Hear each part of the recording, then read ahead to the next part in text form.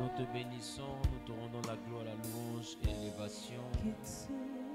Merci pour ta main puissante. Merci pour ton esprit. Merci parce que aujourd'hui encore tu as prévu nous faire du bien. Gloire et louange te reviennent. Au nom suprême de Jésus, j'ai prié. Quelqu'un a dit Amen. Amen. Apprécie Dieu pour la vie de 3 personnes, s'il te plaît.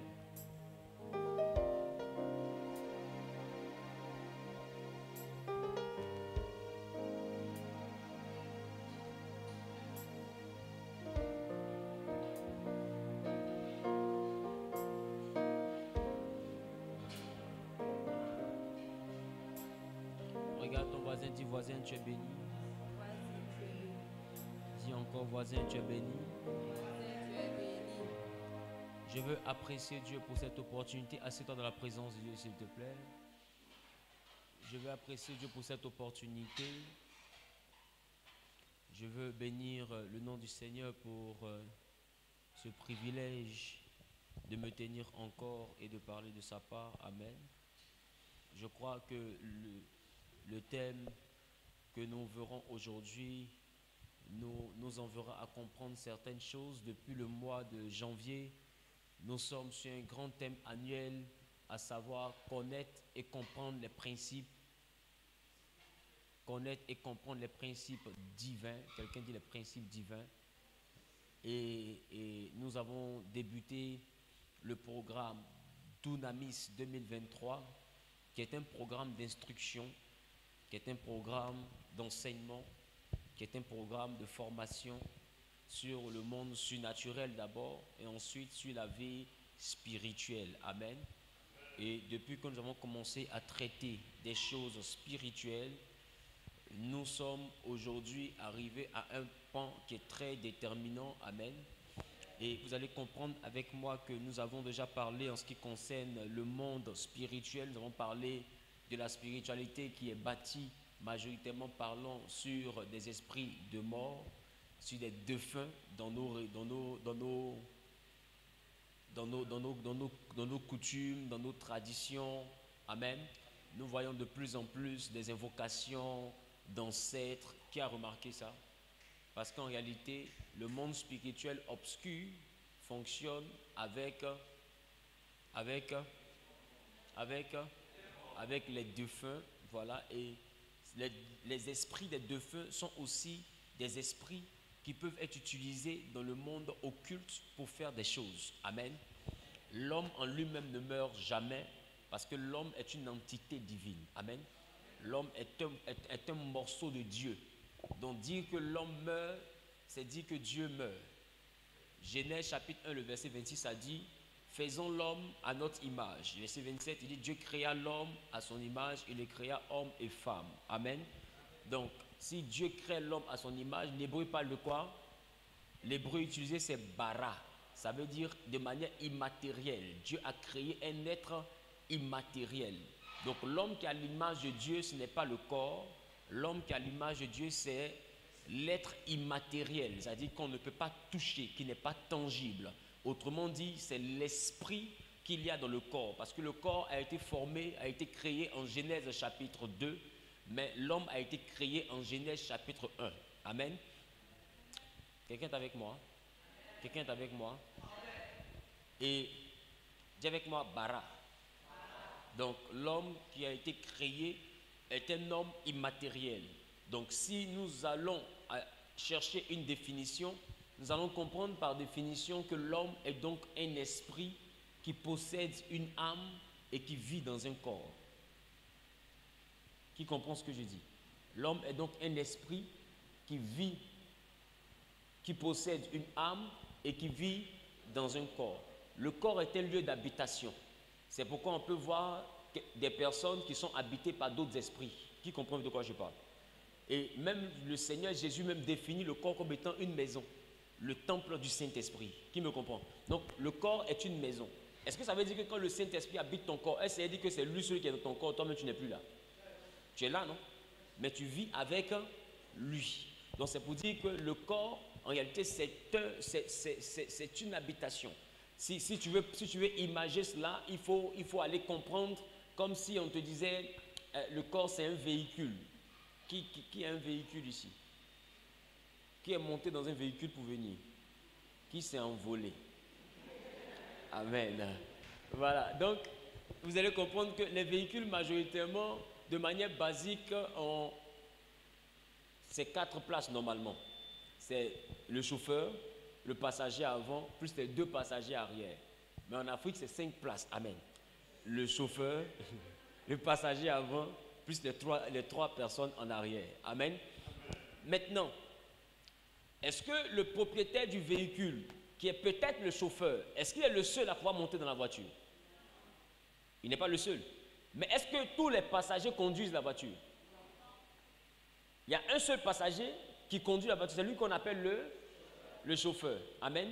Donc vous voyez que le corps, c'est un peu comme un véhicule que quelqu'un doit conduire. Amen. Et il sait que c'est ton corps, tu y habites, mais il sait que tu es un mauvais chauffeur. Alors il te demande de demander le Saint-Esprit, parce que le Saint-Esprit est le meilleur chauffeur. Lui sait comment conduire le corps que Dieu t'a donné.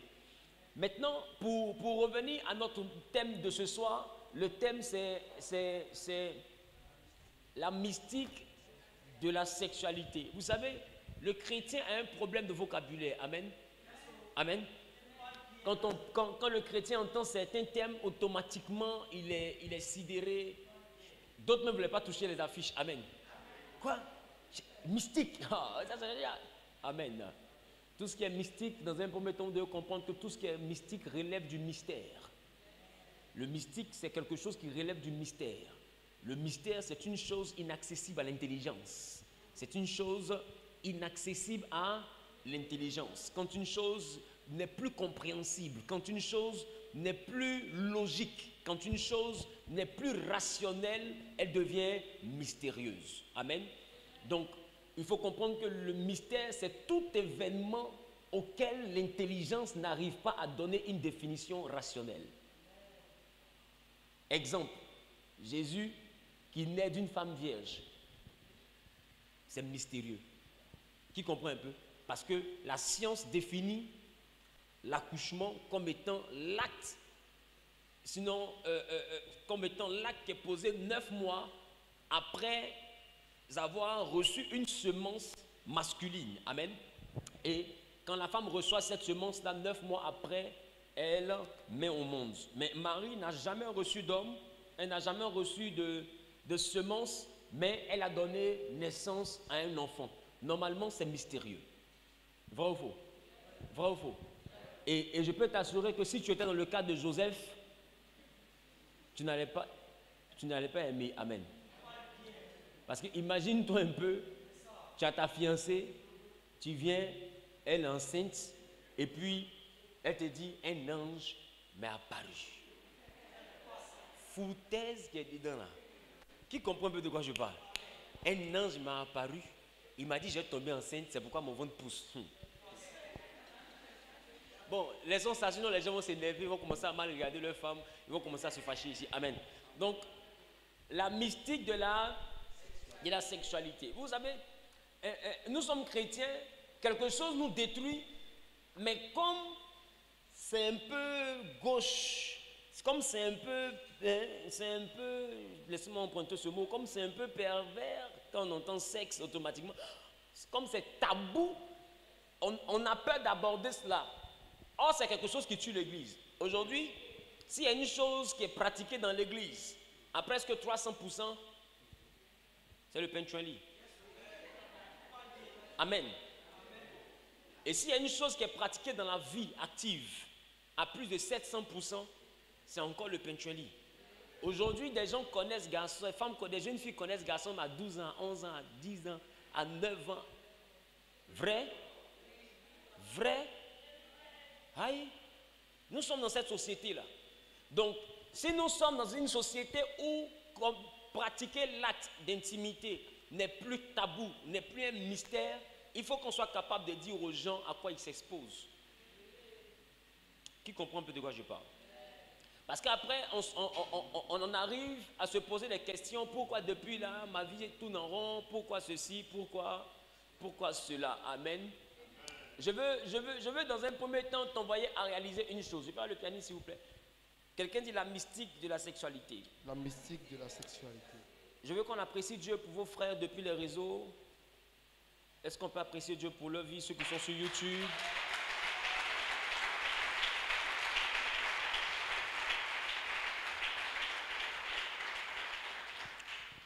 Écoute bien ce que je m'apprête à te dire, parce que on va aller de manière très progressive, car demain on a un grand travail à faire. Amen.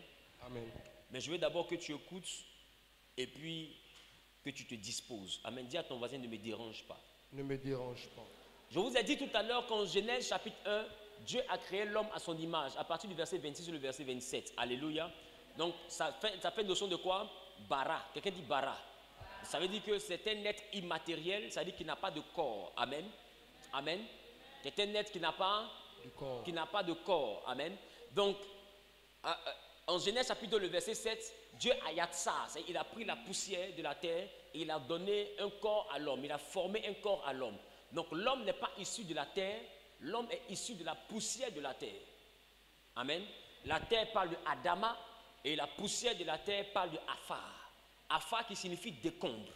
Donc l'homme est issu des décombres de la terre. Donc c'est un dérivé de la terre. La poussière de la terre ne peut pas donner naissance à un manguier.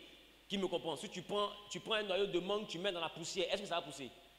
Pourquoi? Parce que la poussière n'est pas riche. Donc parce que la poussière n'est pas aussi la terre. Donc elle n'a pas cette capacité de fertilité. Qui me comprend un peu?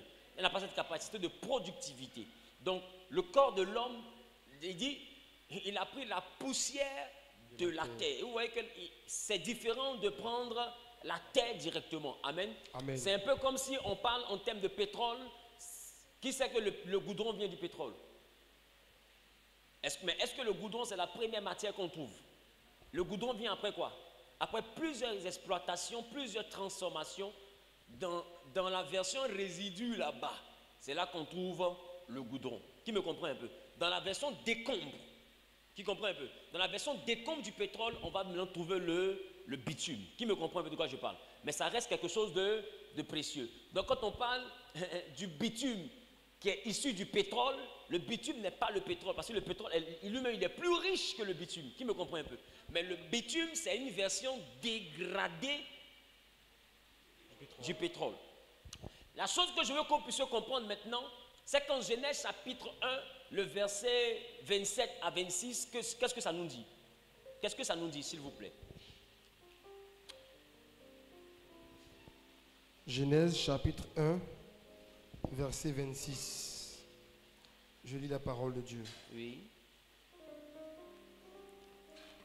On peut augmenter le volume de mon micro, s'il vous plaît. Oui. Puis Dieu dit, faisons l'homme à notre image, selon notre ressemblance, et qu'il domine sur les poissons de la mer, sur les oiseaux du ciel, sur le bétail, sur toute la terre, et sur tous les reptiles qui rampent sur la terre. Dieu créa l'homme à son image. Créer, ça veut dire bara. Dieu bara l'homme à son image. Il le créa à l'image de Dieu. Il créa l'homme et la femme. Donc ça veut dire que dans la dimension de création, l'homme et la femme ont le même âge. Assieds-toi. Dans la dimension de création, l'homme et la femme ont le même âge. La Bible dit qu'ils ont créé l'homme et la femme en même temps. Mais dans la dimension de formation, on constate que Adam a été formé avant Ève. Mais ce que je veux t'envoyer à remarquer ici, la Bible dit au commencement, Dieu créa l'homme à son image et à sa ressemblance. Donc l'homme est comme lui. Donc l'homme est comment? L'homme est comment? L'homme est esprit, parce que notre Dieu est comment? Il est esprit. Donc s'il a l'image et la ressemblance, que l'homme est comment? Esprit. L'homme est esprit. Alors qu'est-ce qui va se passer? Ce que je veux t'envoyer à remarquer, c'est qu'en Genèse chapitre 1, la Bible dit, à partir du verset 31, la Bible dit, Dieu vit tout ce qu'il avait fait et voici, cela était très bon. Il eut un soir, il eut un matin, ce fut le 6e jour. Amen. C'est-à-dire que le 6e jour a été accompli. Amen. Amen. Donc, on était même dans quelle dimension? La dimension du du 7e jour. Amen. Amen. Donc, la dimension du 6e jour s'est achevée avec l'homme que Dieu a créé pour que l'homme domine. Alléluia. Amen. Maintenant, ce que je vais t'envoyer à remarquer, la Bible dit Dieu a vu tout ce qu'il avait fait. Il a vu que cela était bon. Est-ce que après ça, est-ce que Dieu a fait quelque chose? Est-ce qu'il a fait quelque chose encore? La Bible dit il a fait tout. Le 6e jour, il a fini son travail. Donc le 7e jour, il a fait quoi? Il s'est reposé. Mais le 8e jour, est-ce que Dieu a fait encore?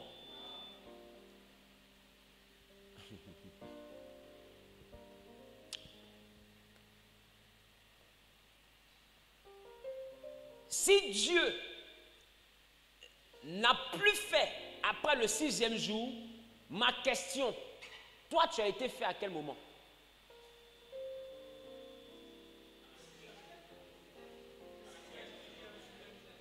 Tu as été fait au 6e jour. Ça veut dire que l'homme, tous les êtres humains ont été créés au 6e jour. Est-ce que je parle à quelqu'un? Tous les êtres humains ont été créés au 6e jour.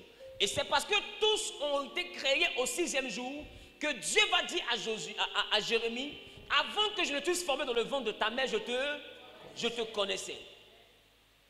C'est parce que avant le ventre de notre mère, avant que notre père ne rencontre notre mère et qu'il y ait intimité et ensuite qu'il y ait période de grossesse, avant ça, Dieu te connaît. Mais s'il te connaît, ça veut dire que tu existes déjà. Donc ça veut dire que l'homme existe avant de naître. Yes. Amen. Amen.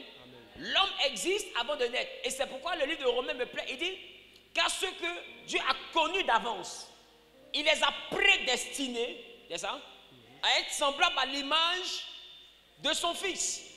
En tant que quand on parle de prédestination, la prédestination, c'est un peu comme si on disait en français la préhistoire. La préhistoire, c'est donc l'histoire, c'est donc la période qui vient avant l'histoire. C'est ça? C'est ça? Donc, la prédestination, la préinscription,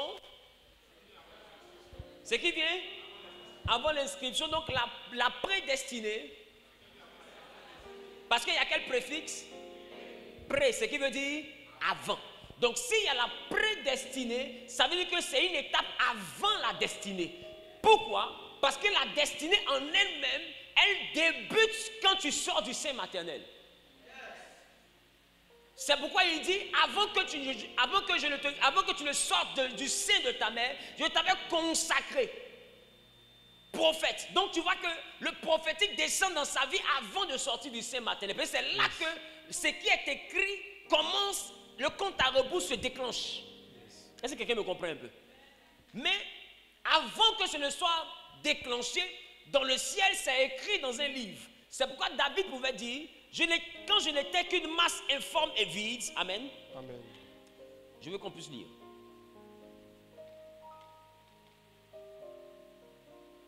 J'aime la parole de Dieu. Qui aime la parole de Dieu aussi? Dans le psaume 139, le verset 16, que dit la Bible? Psaume 139, verset 16.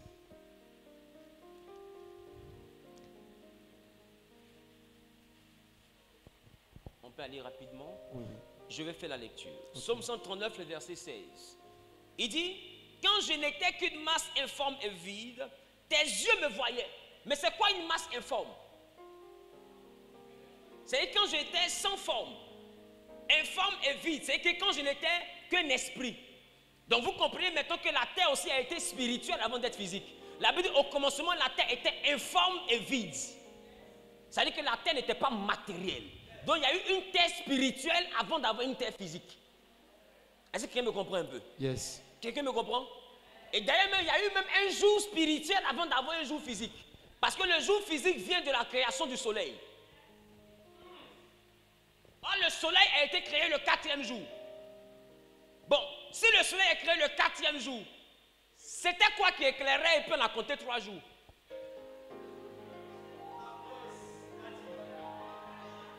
Qui comprend ce qu'il a dit?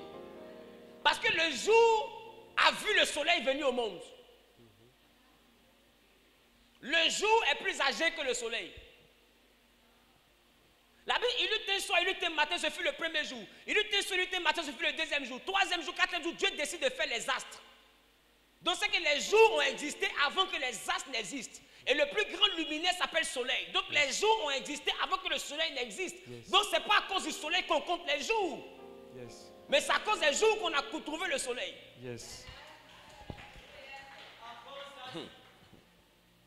Le soleil est donc créé pour manifester quelque chose dans les jours. Et ça, c'est un enseignement que je vais donner très bientôt. Mais à partir de dimanche, le thème qu'on va ouvrir, c'est chrétien d'accord, mais africain d'abord. Quelqu'un dit chrétien d'accord, mais africain d'abord. Revenons ici. C'est bon? D'autres fait comme ça, fou. Qu'est-ce qu'il veut nous dire? C'est ce qu'il te dit là. C'est ça. Amen. Donc, David dit, quand je n'étais qu'une masse informe et vide, il dit, tes yeux me voyaient, c'est ça? Et sur ton livre étaient tout inscrits les jours qui m'étaient destinés avant qu'aucun d'eux n'existât. Donc, il dit les jours qui m'étaient destinés. Donc, les jours sont liés à la destinée. Mais il parle, il dit avant qu'aucun d'eux n'existât. C'est qu'il était dans quoi? Dans la prédestinée. Il dit avant que le premier jour de la destinée ne commence, tu me voyais. Donc tu me voyais dans la dimension de la prédestinée. Dans la saison qui existe avant la destinée. Maintenant, frères et sœurs, si Dieu a créé tous les hommes le même jour, écoutez très bien cette introduction. C'est très important pour la suite. Si Dieu a créé tous les hommes le même jour, sachez cependant que Dieu n'a pas formé les hommes le même jour. Dieu a pris la responsabilité de former un seul homme. Et de cet homme, il a formé une seule femme. Donc, Dieu a regardé sur un modèle pour former un homme. Et de ce modèle-là, il a regardé sur le modèle de l'homme pour former une femme. Est-ce que je parle à quelqu'un? Et la femme a été appelée Ève, l'homme a été appelé Adam, c'est ça? Après ça, Dieu n'a plus formé un homme. Après ce jour-là, c'est les hommes qui ont formé les hommes. Qui comprend ce que j'ai dit? Dieu n'a plus formé. Alors comment Dieu va faire? Il va mettre dans les reins des hommes, dans les reins des hommes, sexe masculin, il va mettre dans les reins des hommes ceux qui sont prédestinés à venir. Donc, depuis le livre de Genèse, tous les êtres créés sont sur la terre. Ceux qui ne sont pas encore nés sont dans les reins. Ceux qui sont nés sont sur la terre. Et ceux qui sont nés, qui ont vécu et qui sont morts sont dans le séjour des morts. Mais ces trois niveaux sont sur la terre. Donc tu vois que nous, notre génération, nous marchons avec les habitants de la terre en 2030 et en 2040. C'est de cette même manière que nos pères ont marché avec nous. Pendant qu'eux ils marchaient, nous étions dans leurs reins. Ils ne nous voyaient pas, mais Dieu nous connaissait. Dieu savait qu'en 2023, la population de la Côte d'Ivoire allait changer et que ça allait être désormais nous. Parce que Dieu nous a connus d'avance. C'est de cette même manière que tu es assis ici. Dieu sait qui sont ceux qui vont habiter la Côte d'Ivoire en 2050. Parce qu'on se promène avec eux. Ils sont où? Donc il n'y a personne dans les reins de la femme parce que la femme n'a pas de reins.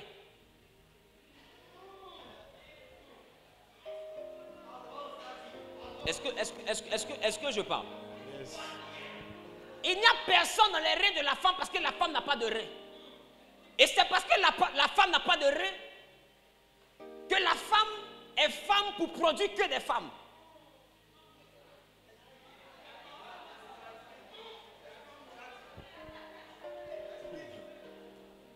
La Bible dit, regardez dans quelles conditions Dieu crée la femme.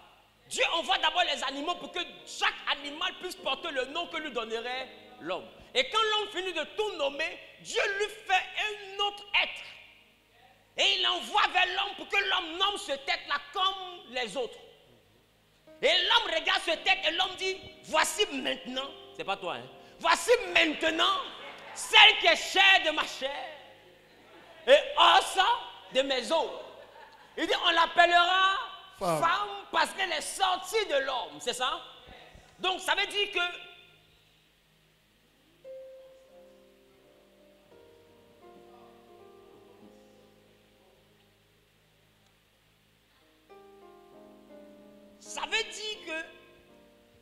la femme est femme parce que Dieu a permis à l'homme de lui donner le nom femme. Donc elle n'existe que pour être femme. Et elle n'existe que pour produire femme. C'est pourquoi même les scientifiques vont remarquer que en matière de génétique, la femme ne produit jamais le sexe masculin. Les chromosomes femelles ont toujours le signe de signe X. Mais l'homme vient avec quoi? X, Y. Donc il peut donner soit un X pour que ça fasse XX qui donne quoi? Femme. Ou il peut donner un Y, ce qui fait quoi? XY qui donne quoi? Garçon. Donc la femme, peu importe comment elle vient qu'avec le sexe féminin. Parce qu'elle est femme, parce qu'Adam l'a appelée femme, elle existe pour porter le nom avec lequel on l'a nommée. Donc l'homme ne peut pas se plaindre si sa femme donne des femmes. Tu peux te plaindre si elle donne des garçons.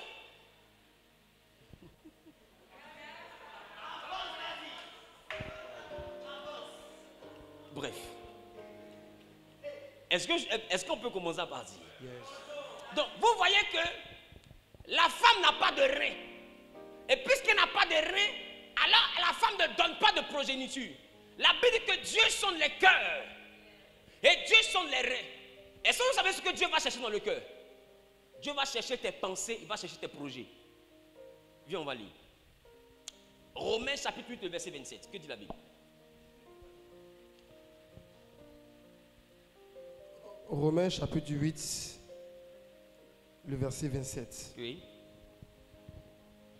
Je lis la parole de Dieu. Mon fils, dépêche-toi. Et celui qui sonde les cœurs, connaît quelle est la pensée de l'esprit. Connaît quelle est la pensée de l'esprit. Donc tu vois que celui qui sonde les cœurs, il trouve quoi? La pensée de l'esprit. Et vous voyez que plus tard la Bible dit encore, dans le cœur de l'homme s'élève quoi? Une multitude de projets, mais seul le dessein de l'Éternel s'accomplit. Je veux dire déjà à quelqu'un que quand la Bible parle du cœur, la Bible ne parle pas de l'organe qui pompe le sang. Parce que l'organe qui pompe le sang, scientifiquement parlant, n'a pas la capacité de réflexion. Or, le cœur, selon la Bible, c'est l'endroit où les pensées sont émises, c'est l'endroit où les projets sont formés. Or, tes projets ne sont pas formés dans tes poumons. Tes projets sont formés dans ta tête. C'est pourquoi un homme qui a perdu la tête, on dit qu'il a perdu l'esprit. Qui comprend? Vrai ou faux? Un homme qui perd la tête, on dit qu'il a perdu l'esprit.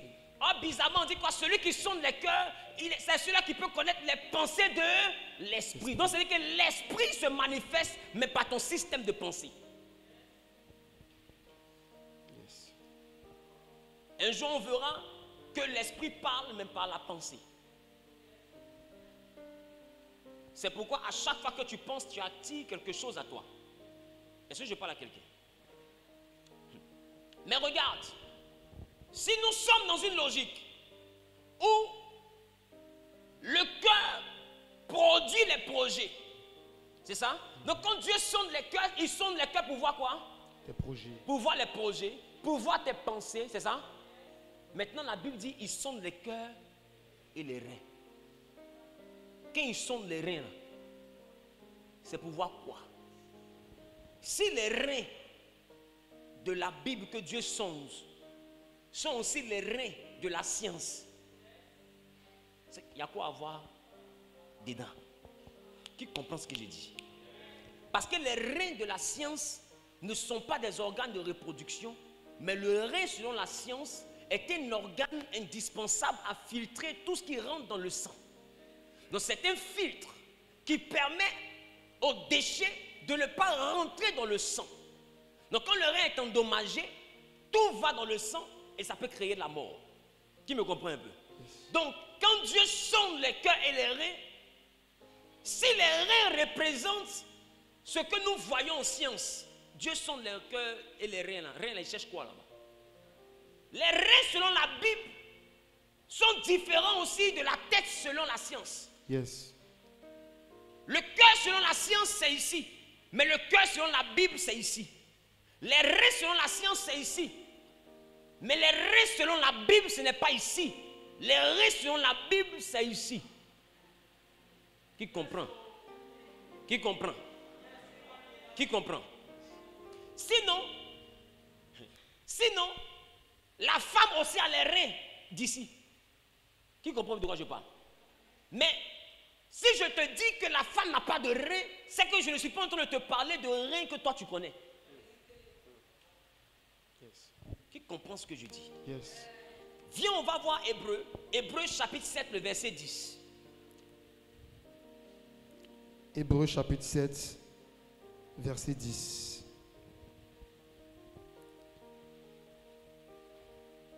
Car il était encore dans les reins de son père. Il était encore dans les reins de son père. Lorsque Melchisedec alla au devant d'Abraham. Lorsque Melchisedec alla au devant d'Abraham, Lévi était encore dans les reins de son père. Verset 5 dit quoi? Il était encore dans les reins de son père. Ça veut dire que quand Abraham partait devant Melchisedec, Abraham se déplaçait avec qui? Lévi. Avec ses descendants, mais il se déplaçait aussi avec Lévi à l'intérieur des descendants. Parce que les reins comportent la descendance. Est-ce que je parle à quelqu'un? Les reins comportent la descendance. Verset 5 dit quoi? Ceux des fils de Lévi qui exercent le sacerdoce ont, d'après la loi, l'ordre de lever la dîme sur le peuple. C'est-à-dire sur leurs frères qui cependant sont issus des reins d'Abraham. Il dit qu'ils cependant sont issus des reins d'Abraham. C'est pourquoi vous allez remarquer une chose. Pour que nous soyons capables de rentrer dans l'alliance des Juifs et prélever la dîme au même titre que les Juifs, il a fallu que nous devenions d'abord des enfants d'Abraham par adoption. Parce que on ne peut pas payer de dîme au Dieu d'Abraham si nous n'avons pas de connexion avec les reins d'Abraham. Ils ont payé le dîme à Lévi parce qu'ils sont tous issus des mêmes reins.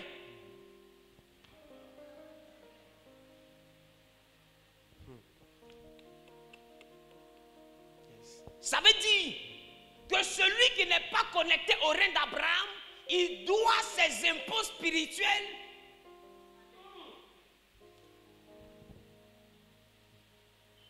au rein auquel il est rattaché. Le Dieu de ces reins-là, c'est à ce Dieu-là qu'il doit son tribut. Nous payons au Dieu d'Abraham parce que par adoption, selon Galates, nous sommes rattachés maintenant à Abraham. Donc nous sommes connectés au rein et c'est pourquoi on peut prélever la dîme à Lévi. Pourquoi? Parce que Lévi est un enfant issu des reins d'Abraham. C'est pourquoi les autres frères issus des mêmes reins prélèvent la dîme à Lévi. Qui comprend de quoi je parle? Donc tu ne peux pas dire aux gens de ton village, arrêtez d'adorer les fétiches tant que tu ne leur montres pas de nouveaux reins. Yes. Je reprends. Parce que aussi longtemps qu'ils n'ont pas de nouveaux reins auxquels se connecter, si tu les déconnectes de ces reins qui les maintiennent, tu les détruis. Parce qu'on prélève le tribut et on le donne à la divinité qui gère les reins desquels nous sommes issus. Donc si tu dis à quelqu'un arrête tes pratiques, montre-lui d'autres pratiques. Yes. On n'arrête pas quelque chose pour s'arrêter et regarder la télévision, tu mourras. C'est pourquoi il y a des gens qui vont voir des esprits pour devenir prospères. Dès que tu sors de là, tu dis non, j'ai arrêté. Tu n'as pas arrêté pour arrêter. Il y a des manières d'arrêter. On n'arrête pas en quittant, on arrête en se reconnectant. Yes. Il faut quitter des reins pour aller vers d'autres reins. Et j'ai envie de te dire le problème des gens aujourd'hui. Le problème, c'est que des gens quittent Abidjan pour aller prendre des esprits, mais qui sont rattachés au rein de celui qui voit ce que je m'apprête à dire. Tu vas prendre un esprit au Burkina pendant que tes reins sont rattachés à Azopé. C'est pourquoi tu vas voir que les mêmes esprits qui tuent les étrangers ne tuent pas autant les mêmes Béninois.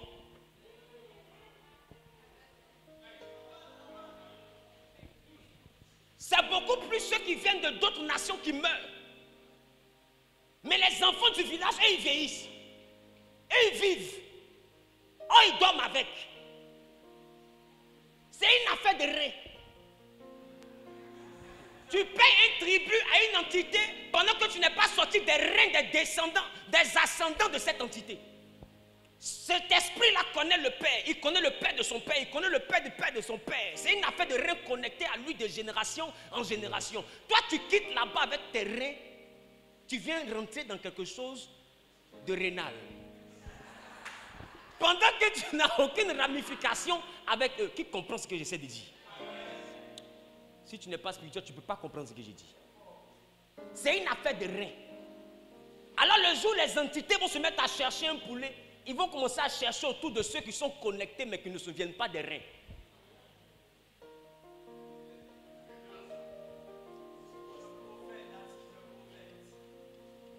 Ça, je te prêche le monde spirituel.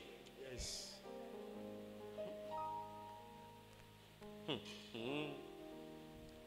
Maintenant, Lévi était dans les reins d'Abraham. J'arrive à la sexualité, les gars. Laissez-moi venir.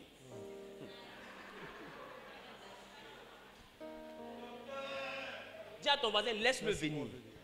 Mais je sens que d'autres sont en train de dire, mais le truc là, c'est pour ça qu'on est là. Qui est là pour ça? Mais je vous assure que moi aussi suis là pour ça. Amen. Donc, dis avec moi, on s'en là-bas comme ça.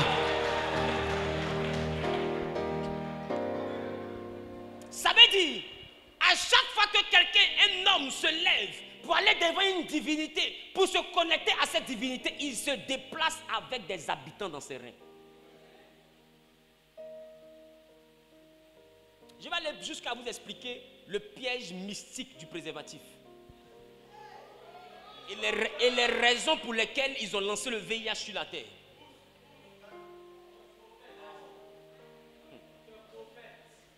On arrive. Je vais vous expliquer que celui même qui pratique le coït interrompu est plus dangereux que celui qui fait l'avortement.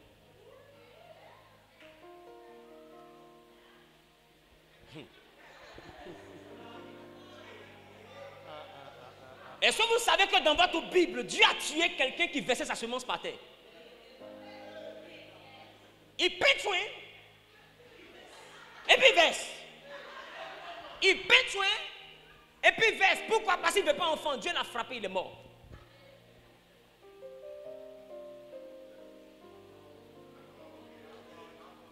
Je vais vous expliquer le mécanisme. Je sais que quand il a fini là, il a dit que côté d'endroit de quelqu'un sera désactivé. Quand j'ai fini le message, il a dit il y a le côté d'endroit de quelqu'un qui va. Il a dit la personne va faire comme ça. Stop. Il dit stop quoi? Il dit non. Blondéa là, c'est bon. Je me repose. Parce que derrière il y a jeans. Il est gâté même les gars. Il est gâté. Qui comprend ce que je dis? Yes, Daddy. Donc nous sommes dans une dimension où les êtres humains sont immatériels et sont stockés où? Dans les reins. Et je vous ai dit que tous ceux qui sont immatériels sont gardés dans les reins, mais Dieu a pris sur lui de former deux, Adam et Ève. Maintenant, eux, ils ont la responsabilité de former les autres. Mais ce que je vais vous envoyer à comprendre, les garçons gardent les invisibles, mais la femme, c'est l'usine de fabrication du nefesh. Le corps, c'est la femme qui le fabrique. C'est pourquoi Jésus n'a pas eu besoin de la semence d'un père physique Parce qu'il sait que le corps physique ne dépend pas des reins. Le corps physique dépend de la matrice. C'est ça l'usine. Donc il faut qu'une femme mette à sa disposition son usine. Donc dès l'instant qu'il y a une femme, la femme se dit qu'elle doit recevoir une semence. Ce qu'elle ne sait pas, c'est que la semence ne vient pas seulement d'ici. La semence peut venir aussi d'ici. La Bible dit on ne conçoit plus en enfance. Sous l'ambano. Ça veut dire en tomber enceinte. Donc ça veut dire que concevoir, que le système de pensée fait tomber enceinte. Donc il fallait que Gabriel explique à Marie comment ça se fait. Dès l'instant qu'elle arrive à accepter comment ça se fait, c'est que c'est fait. C'est pourquoi à chaque fois que Dieu te donne des choses, ne cherche pas à analyser, comprends. Comprendre, c'est dire accepte. Comment ça se fait, c'est plus à ton niveau. Tu seras milliardaire, il faut dire je reçois. Devant là-bas, on réfléchit. Pour ici, là. Wow. Qui comprend ce qu'il dit? Reçois d'abord. Parce que quand tu acceptes quelque chose, tu soulambano, tu tombes enceinte. Donc les gars, nous nous baladons en tant qu'hommes avec des invisibles. Ils sont sous forme de semences. Et ils sont stockés dans une entité qu'on appelle les reins. Les femmes se baladent avec une machine qui est ici et qui permet aux invisibles que les hommes posent dans le ventre, dans l'usine, d'avoir un corps, d'avoir un nefesh. Et c'est pourquoi en Genèse chapitre 4, le verset 1, écoutez ce qu'elle va dire. Genèse chapitre 4, verset 1. C'était l'inauguration de l'usine. Adam connut Ève. Adam connut Ève. Sa femme. Elle conçut.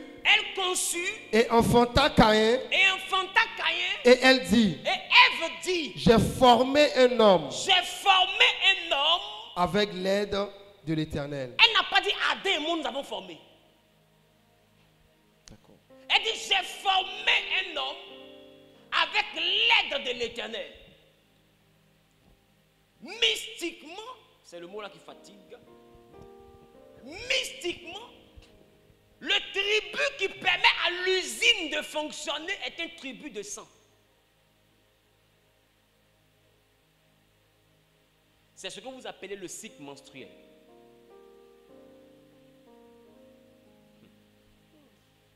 Qui comprend ce que j'ai dit? La femme, pour que son usine soit fonctionnelle, elle doit donner à la terre son sang. Et le jour où elle ne donne plus son offrande de sang, que le monde physique ne reçoit plus ce sang-là d'elle, elle ne peut plus procréer. Parce qu'à chaque fois qu'elle donne de son sang, une période après ce sang qui coule sans blessure, automatiquement, ses entrailles s'ouvrent et on dit qu'elle tombe en période de fécondité. S'il n'y a pas ce sang, il n'y a pas de période de fécondité. Et s'il n'y a pas de période de fécondité, peu importe le nombre de semences qui entrent à l'intérieur, aucun homme ne se forme. Qui comprend ce que je dis? Comprends bien parce qu'à partir de demain, je vais te faire comprendre pourquoi les menstrues détruisent beaucoup de choses mystiquement.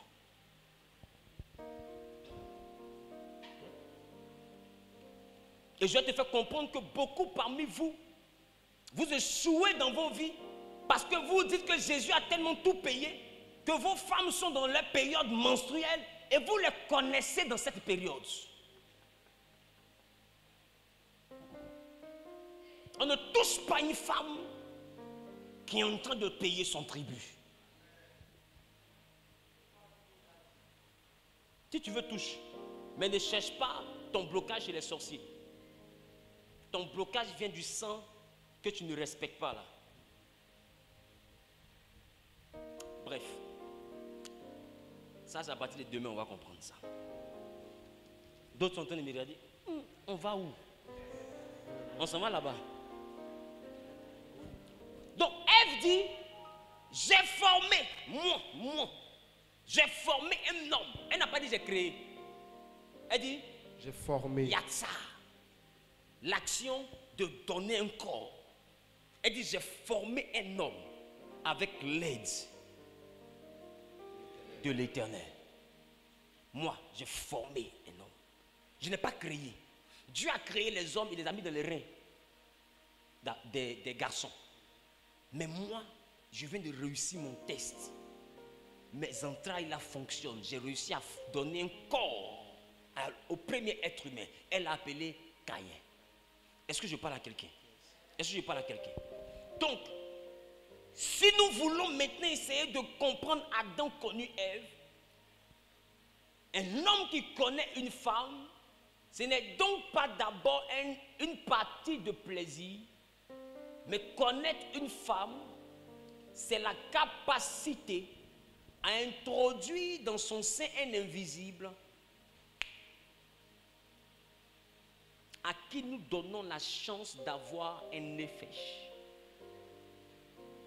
Donc, l'acte d'intimité est avant toute chose une requête du physique afin de permettre à quelqu'un du monde invisible d'atterrir dans les entrailles et de prendre forme. Parmi ceux que Dieu a connus d'avance, par le contact, le monde spirituel, l'assemblée de ceux que Dieu a connus d'avance peut s'ouvrir afin que celui que Dieu a prédestiné pour cette saison atterrisse dans les entrailles de la femme concernée et vienne sur la terre. C'est pourquoi je veux dire à quelqu'un, les oins ne sont pas que les pasteurs, les oins sont aussi les parents. Parce qu'un oin, c'est un choisi. Pour que tu viennes au monde, Dieu a choisi une femme. Qui comprend un peu ce que j'ai dit? Qui comprend ce que j'ai dit? Et il a choisi un homme. L'homme béni. Mais la bénédiction de la mère. Maman. Mon A. Mon A. Mon 1. Ça fait quoi? Maman. La bénédiction de la mère a une capacité que beaucoup négligent. Donc, voici que quand Adam connaît Ève, Caïn qui était encore qu'un invisible, c'est-à-dire immatériel, informe et vide, finit par être formé et sort des entrailles d'Ève. Quand la période de formation finit, cette matrice-là s'ouvre et fait descendre. Qui comprend de quoi je parle? Yes. Mais avant que la période ne se déclenche, elle reçoit une requête, le surnaturel s'ouvre. Celui que Dieu a connu d'avance descend, forme et après la formation, elle relibère. L'appareil génital de la femme n'est pas n'importe quoi. J'ai dit la dernière fois, l'étoile de la femme se trouve dans ses entrailles.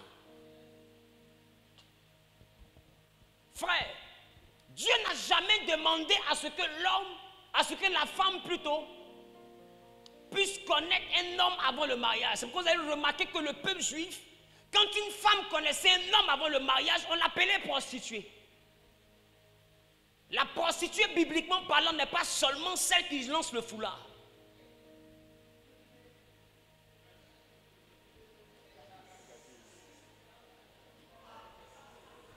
Pardon.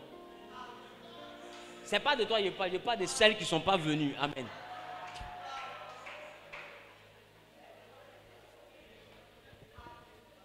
Quand les fils de Jacob ont vu que le prince de l'autre peuple avait violé leur sœur Tamar, la Bible dit qu'ils ont réclamé la vengeance et Lévi et Siméon sont allés accomplir une vengeance. Pourquoi?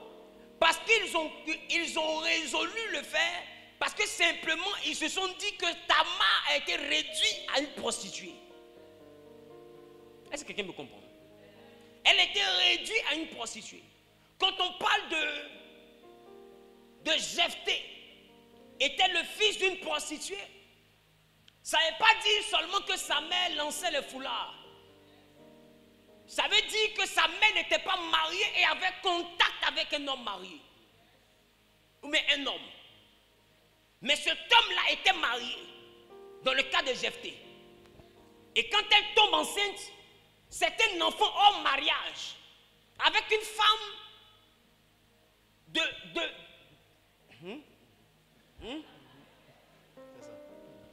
une femme. Voilà.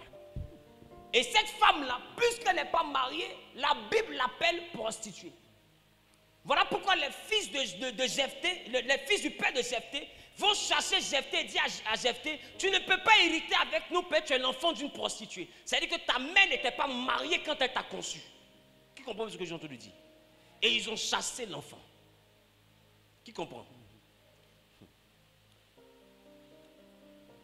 Abraham n'a pas eu que Isaac. Mais Isaac était l'enfant que Abraham a eu avec la femme légitime. Donc c'est Isaac que Dieu appelle la postérité. Sinon il a eu encore d'autres enfants, même avec Ketura. Quand vous parlez de Madian, Madian c'est un fils d'Abraham. Qui comprend ce que je dis? Les Madianites là, ce sont des descendants d'Abraham, mais issus de Ketura. Et pour ceux qui ne savent pas, avant le dimanche, les Madianites n'étaient pas des blancs. Les Madianites étaient des noirs. Parce que Ketura était éthiopienne. Il y a des noirs dans la Bible. Et même parmi les Lévites, il y a des noirs. Je vais le démontrer à partir de dimanche. Donc des noirs ont pris part à la sacrificature. Et j'ai envie de dire, même des noirs ont aidé le salut de l'humanité. Rendez-vous dimanche. Les gars, vous allez comprendre avec moi que une femme qui avait déjà sa matrice ouverte, bibliquement est appelée une prostituée. Donc automatiquement, elle n'était plus mariable. Et nous voyons ça aussi même en pays malinqué. Bon, maintenant, ils n'appliquent plus vraiment. Amen. C'est mélangé. Hein? Sinon, dans le temps, ils avaient un drap blanc. Qui c'est ça? Et quand la femme va à la nuit de noces, lune de miel, le matin, les femmes viennent prendre le drap pour voir si le drap est sale. S'il est propre, ta famille a honte. Qui comprend un peu? Ça veut dire que c'est mélangé. Mais s'il est sale, ta famille est honorée. Ça veut dire que ta matrice était fermée. Est-ce que quelqu'un comprend ce que je dis? Yes. Femme, quand Dieu dit que la femme est laide de l'homme, elle n'est pas laide avec les muscles.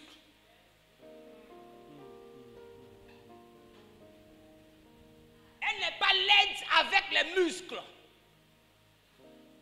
Elle est laide avec l'énergie. Voilà pourquoi la Bible dit celui qui trouve une femme trouve le bonheur. Parce que c'est la femme qui transporte bonheur.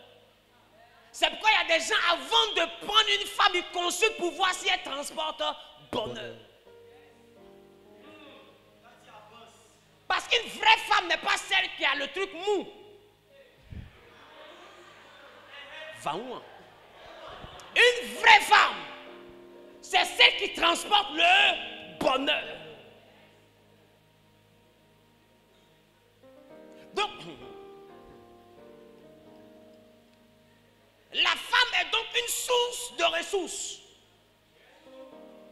La femme a en son sein tout ce qui est utile pour faire réussir son homme.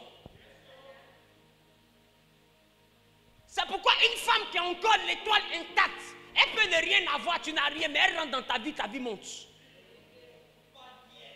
Ça ne chauffe pas. La femme a cette capacité. Sans appeler à gauche ni appeler à droite. Il faut juste que ce qu'elle transporte soit intact. Et il y a aussi des femmes qui sont vides. Et quand je dis vide, ça ne veut pas dire que tu es prostitué ou bien tu es bouclé, tu es sorti toute la terre. Non. Hein. Tu peux même avoir à commettre l'erreur. Le premier homme où tu commets l'erreur est un initié à quelque chose. Et quand lui vient prendre quelque chose. Parce que ce que vous ne savez pas, le mariage n'est pas à la mairie. Le mariage, c'est sur le lit.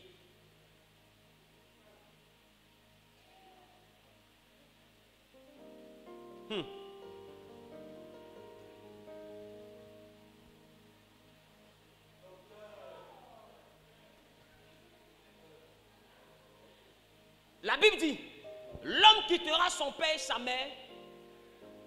S'attachera à ça. Je ne sais pas si c'est moi qui vois mal. Pourquoi vous me regardez mal? Chapitre 2, le verset 24 de Genèse. Genèse chapitre 2, verset 24. C'est pourquoi l'homme quittera son père et sa mère et s'attachera à sa femme. Et ils deviendront une seule chair. Et ils deviendront une seule chair. Seule chair. Donc ça veut dire que l'homme quitte son père et sa mère, s'attache à sa femme et les deux femmes. Quand on regarde ça, on a l'impression qu'on parle de mariage.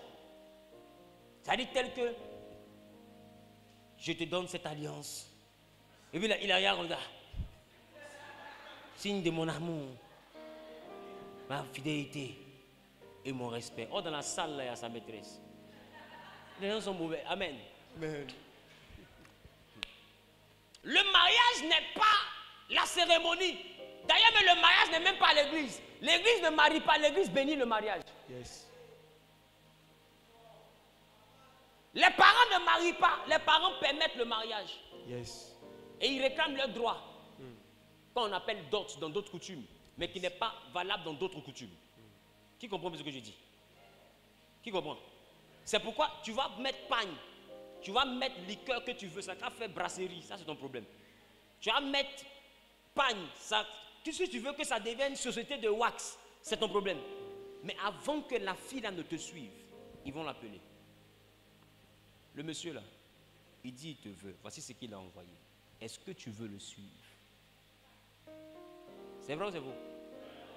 Et c'est elle qui dit oui. Ça veut dire qu'ils n'ont pas le pouvoir de déclencher le mariage. Yes. Qui comprend de quoi je parle? Qui comprend de quoi je parle? La femme dans la Bible qui m'a fait peur, c'est la femme d'Isaac. Voici une femme, Abraham envoie Élisée de Damas. Élisée de Damas va avec des chameaux, des bracelets en or et tout. Il arrive, il rencontre la belle famille.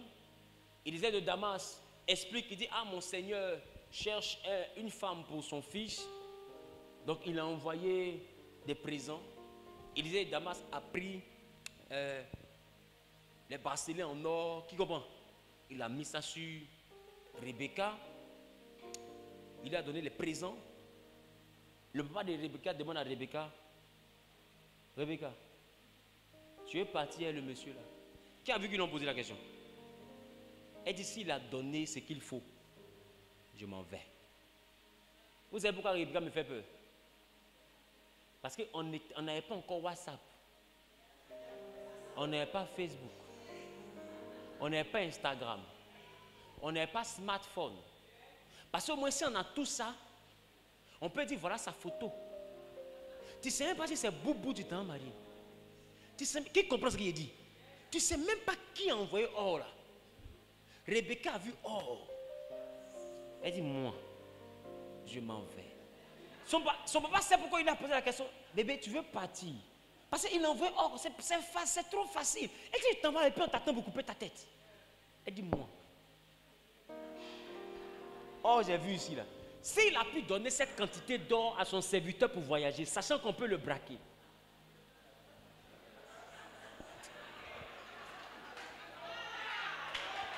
Le vieux, il faut bourrer un peu, le vieux. Tout or que tu as vu ton cœur coupé là, il a donné ça à un esclave. Ça veut dire que l'esclave peut prendre, non? Et puis il sort, et puis il prend le couloir à gauche, il est parti. Mais le boss lui donne. Et puis ça ne le dérange pas. S'il veut qu'il fuit avec, ça ne peut pas appauvrir au fait. Donc si ça là peut voyager, j'imagine ce qui est resté là-bas. Papa, il est mauvais. Même si c'est lion, il est mauvais. Allons et ça. Qui comprend un peu de quoi je parle? Rebecca me fait peur. C'est là. Je sais que c'est la mère spirituelle de toutes les go matérialistes. Rebecca. Et Rebecca. Parce qu'une femme là, tu lui plais qu'elle te voit au moins. Elle n'a pas vu quelqu'un a vu bracelet. Elle dit il me plaît. Qui comprend ce qu'il dit? C'est grave. Revenons à notre affaire. Donc, la femme transporte ce qui est nécessaire pour l'évolution de son homme. Il dit l'homme quittera son père et sa mère, s'attachera à sa femme et ils formeront une seule chair. Ça veut dire qu'en réalité, l'homme quittera son père et sa mère, va se marier à sa femme, c'est ça? C'est ça? Yes. Et les deux vont former une seule chair. Maintenant, venez, on va lire 1 Corinthiens chapitre 6, le verset 16. 1 Corinthiens chapitre 6, le verset 16. C'est là que je veux comprendre quelque chose. 1 Corinthiens chapitre 6, oui. Verset 16. Oui. Pour ce qui concerne 1 Corinthiens chapitre 6, le verset 16. Okay. Voici. Loin de là, ne savez-vous pas? Il dit, est-ce que vous ne savez pas que celui qui s'attache à la prostituée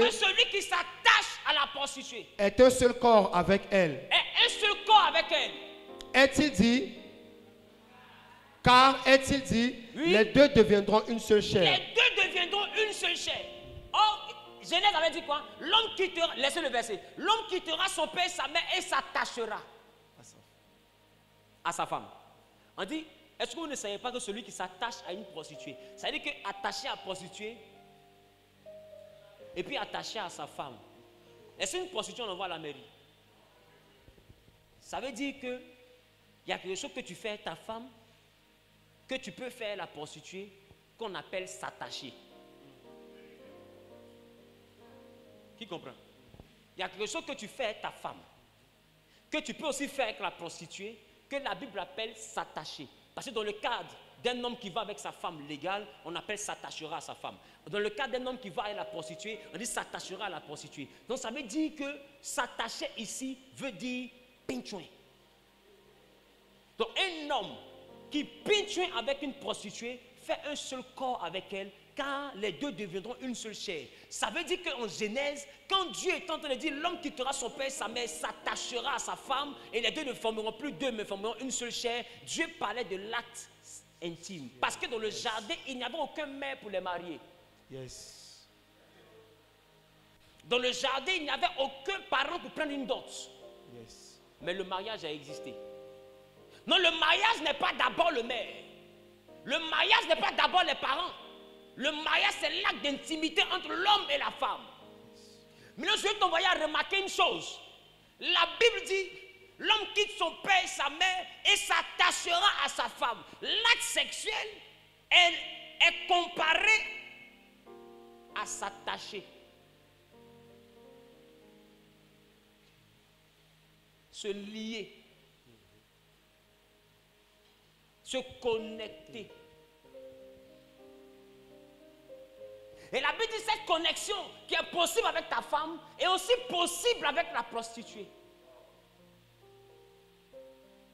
Donc si l'acte du pinchouin-lit est donc le mariage, ma question, toi qui pries parce que tu es célibataire, avec un peu de recul, est-ce que tu ne peux pas essayer, juste quelques secondes, de calculer combien de mariages tu as déjà fait? Yes.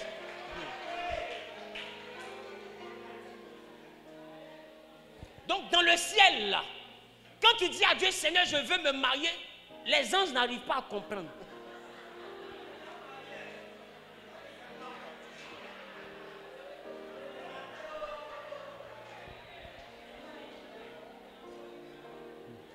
Regarde ta voisine, il faut dire, on ne peut pas comprendre ton affaire là.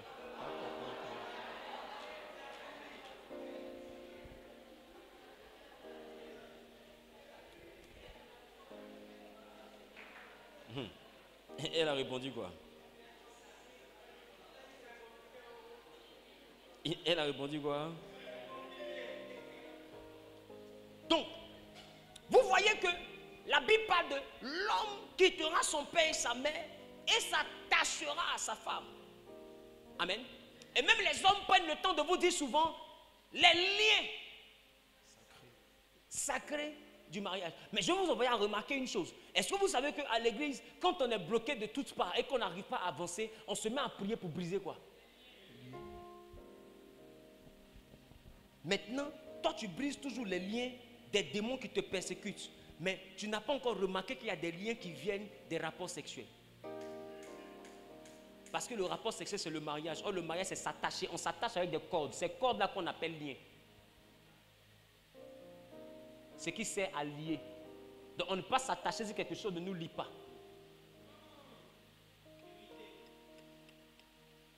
Ça veut dire que tu peux être ici et tu es déjà lié à 200 personnes. C'est pas moi qui dis, hein. Moi, je m'amusais. Hein. Mais toi, tu peux compter. Moi, là, moi, je m'amuse mal. Mais toi, tu peux compter. Donc, tu vois que quand tu rencontres quelqu'un, peut te dire, moi-même, là, je n'ai pas connu beaucoup d'hommes, il n'y a connu que 3. C'est pas quelqu'un qui ment. Hein. Qui comprend ce que j'ai dit? Bizarrement, toutes les sœurs ont connu 3 personnes. Majoritairement 4. Le premier, c'est lui que j'ai connu. Le deuxième, je pensais que c'était bien, ça n'a pas marché. Le troisième, il m'a menti. Le quatrième, c'est de lui. Elle-même, je viens à peine de me séparer. Là. Toi, tu es le 5e. Allons à ça. Est-ce que je parle à quelqu'un? Yes.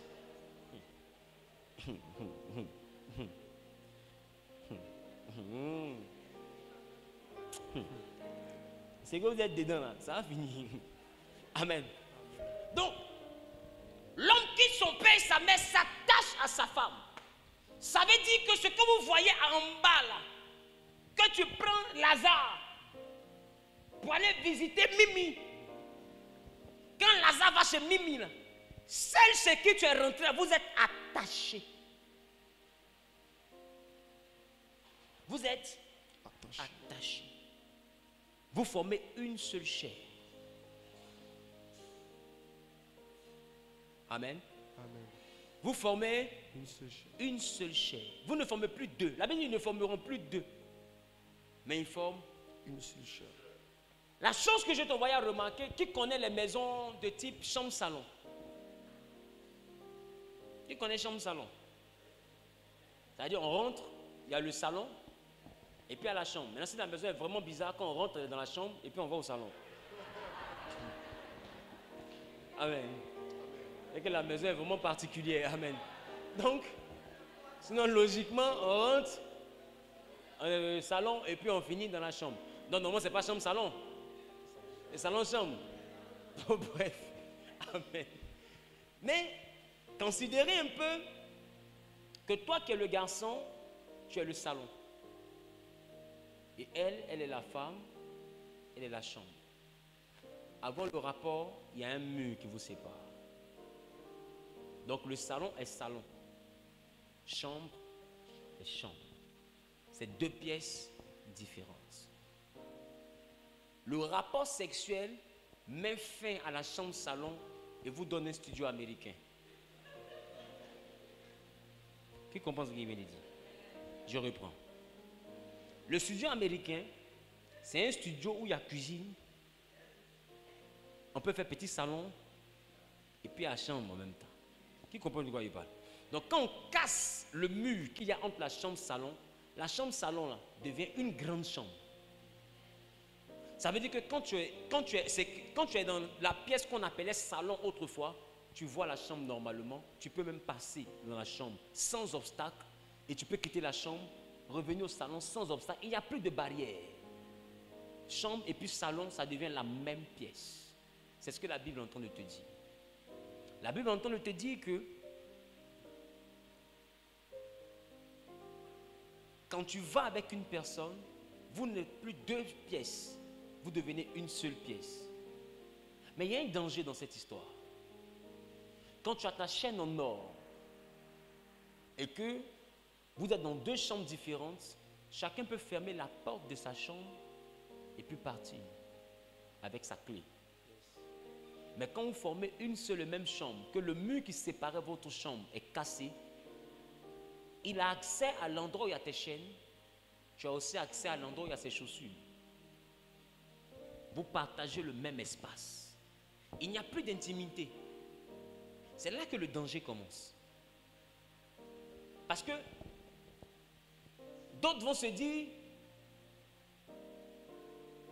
Dieu préserve les grâces. Laissez-moi vous dire, l'homme, l'être humain vient sur la terre avec tout ce qui est utile pour sa réussite. Nous transportons notre futur. Est-ce que je parle à quelqu'un? Nous transportons notre futur. Quand tu marches avec la destinée. C'est pourquoi ton attitude détermine ton altitude. Ta destinée ne vient pas d'en haut, non. Ta destinée est dans un livre que toi tu manifestes. Donc pendant que tu marches dans ce qui est écrit. Dans ce qui est écrit aussi est en toi. C'est un peu comme Jésus disait, il est dans le Père est en lui. Qui comprend de quoi je parle?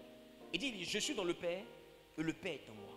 Donc tu es dans ta destinée et ta destinée est en toi. La royauté que Dieu te promet n'est pas dans le ciel, elle est en toi. Voilà pourquoi Éphésiens dit que Dieu peut faire par la puissance qui agit en toi. Cette puissance qui agit en toi là, c'est elle là qui est l'énergie de la destinée. Qui comprend de quoi je parle? Il dit, il peut faire par cette puissance là au-delà. C'est que quand tu viens, il y a quelque chose qui bouge en toi. Est-ce que je parle à quelqu'un? Le milliardaire qu'on prophétise là, tu l'es déjà. C'est pourquoi celui qui a les yeux pour voir peut te dire tu n'es pas un petit personnage. Qui comprend de quoi je parle? Et c'est pourquoi même dans ta galère, les sorciers te poursuivent pour t'attaquer. Ils ne t'attaquent pas parce que tu es beau. Ils t'attaquent parce qu'ils arrivent à voir quelque chose que toi tu ne vois pas. Votre problème, c'est que vous ne savez pas que même le monde obscur a accès à certaines informations. Jésus qui est le Fils de Dieu vient au monde et ça ne vous choque pas que Siméon, le prophète, est dans la même localité. Siméon n'a pas vu l'étoile. Oh, Dieu a dit à Siméon, tu ne mourras pas tant que tu ne vois pas le Messie. Mais le Messie vient au monde, les prophètes n'ont pas vu. Et c'est des mages, des magiciens. C'est eux qui ont vu l'étoile. Vous ne comprenez donc pas qu'ils ont accès à certaines informations. Donc quand tu as des attaques, ne pense pas que tu as des attaques à cause de ta prophétie. Tu as des attaques à cause de ton identité. Tu transportes quelque chose. Donc quand Hérode a tremblé, il n'a pas tremblé à cause de la grandeur de l'enfant. L'enfant était à côté des moutons. Est-ce qu'il avait une armée? Est-ce que Jésus avait une armée? Il est né à côté des moutons. Même dans l'hôtel, on dit qu'il n'y avait pas de place pour eux. Ça veut dire que la condition financière était pénible. Mais un enfant qui est né à côté des moutons, comment il peut faire tomber un roi et tout Jérusalem? Parce que l'étoile a été une étoile royale. Et quand l'enfant est venu au monde, l'étoile en même temps est apparue dans le ciel. Tout le monde pouvait savoir qu'il y avait un roi qui venait de naître. Ton problème, c'est que tu regardes ta galère, mais tu ne regardes pas ton étoile. C'est dans ton étoile qu'on voit la gloire qui est en toi. Toi, tu regardes ta situation. Ceux qui vont consulter les mages pour savoir qui tu es, si tu es mariable ou pas, ce n'est pas ton visage ou ton make-up qui cherche à comprendre. Ils cherchent à comprendre avec quelle étoile tu es venu au monde. Chacun vient au monde avec quelque chose. On ne vient pas au monde qu'avec nos cheveux. On vient au monde avec notre étoile.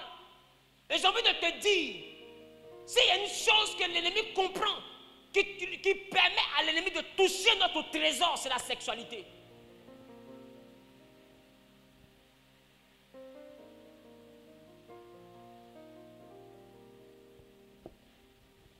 Est-ce que vous savez que tout ce que Dieu te donne, il le donne sous forme spirituelle, mais c'est caché dans ce qu'on appelle l'âme.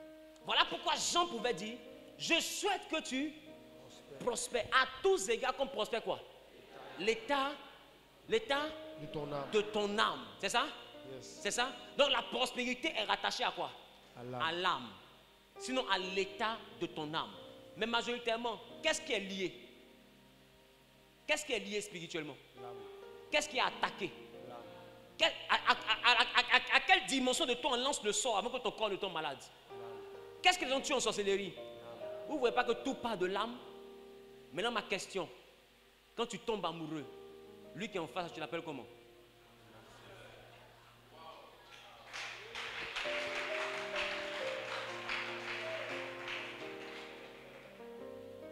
Ça veut dire que tu reconnais qu'il est une autre partie de ton âme.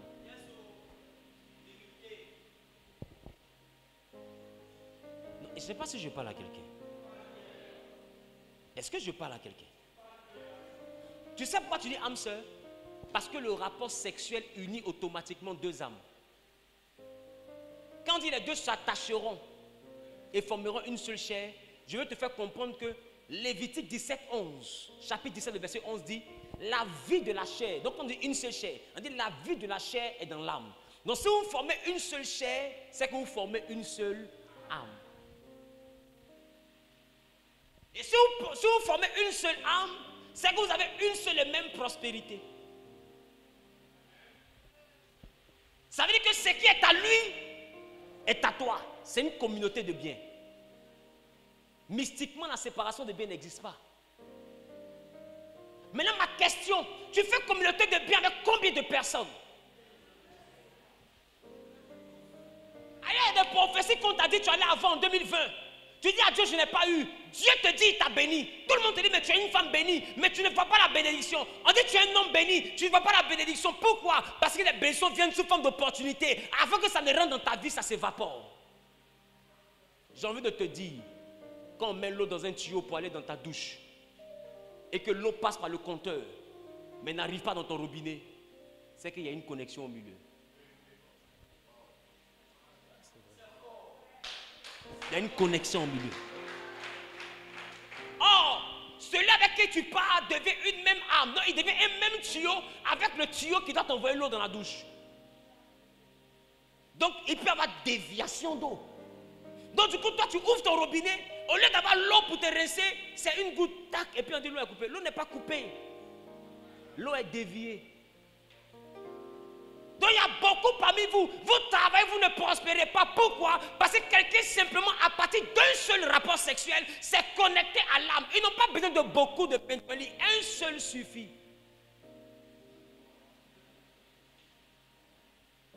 Donc quand des gens se mettent à genoux pour faire un coup, tu peux se mettre, tu donnes à Benja. Pour qu'un ordinateur soit infecté d'un cheval de Troie, une seule connexion avec la clé USB suffit. Il n'y a pas besoin de faire beaucoup de choses. Une seule connexion, c'est fait.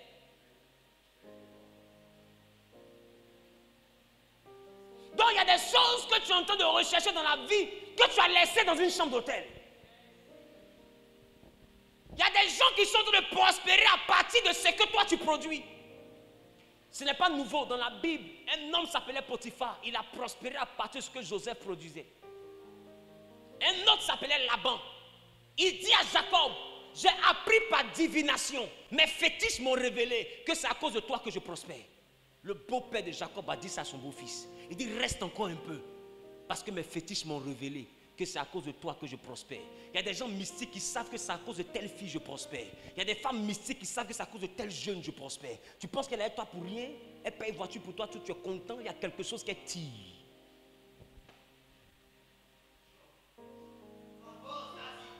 Il y a des gens qui prospèrent à cause de quelque chose. Je ne sais pas si je parle à quelqu'un. Donc si la prospérité est dans l'âme, que c'est les deux âmes qui s'attachent, ça veut dire que la gloire que mon âme transporte, je la partage avec ton âme. Donc s'il y a 100 âmes auxquelles je suis interconnecté, tu ne comprends pas que les 10 000 que j'avais dans mon âme, là, je viens de partager comme 100 francs, 100 francs, 100 francs, 100 avec tout le monde. Finalement, il me reste quoi? Finalement, il me reste quoi? Voilà pourquoi il y a des prophéties dans ta vie qui ne vont jamais s'accomplir. Parce que l'énergie qui doit permettre à la prophétie de s'accomplir a été prise ailleurs. Ce que vous ne savez pas, il y a des gens qui réussissent dans l'étoile des autres. C'est possible. C'est possible. Si avec juste la nourriture, Jacob a pu avoir un droit légal de voler le droit d'aînesse d'Ésaü, et avec le rapport sexuel, quel droit tu donnes à quelqu'un?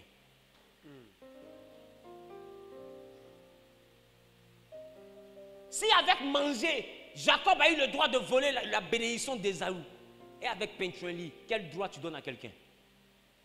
Et demain tu te plaindras à qui? Donc quand on te dit sanctifie-toi, ce n'est pas un service que tu rends à quelqu'un. Parce qu'il y a des prophéties de grandeur qui ne vont pas se réaliser. Quand quelqu'un te dit tu ne mourras pas sans voir la gloire de Dieu, laisse-moi tousser, il se moque de toi. S'il y a une chose qui est remplie au cimetière, c'est les gens qui sont morts sans voir la gloire de Dieu. Des gens à qui on a dit tu aurais parcouru la terre, qui ne sont jamais arrivés à l'aéroport, qui sont morts. Des gens à qui ils ont dit tu seras un grand chef d'entreprise. Il a eu son concours avant d'aller le premier jour, il est mort. C'est rempli au cimetière. Même des hommes de Dieu à qui ils ont dit tu auras un grand ministère, il n'y aura pas l'homme pour toi, d'autres sont morts.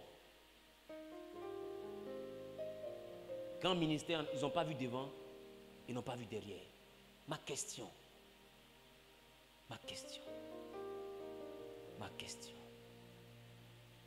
où as-tu laissé ta grâce?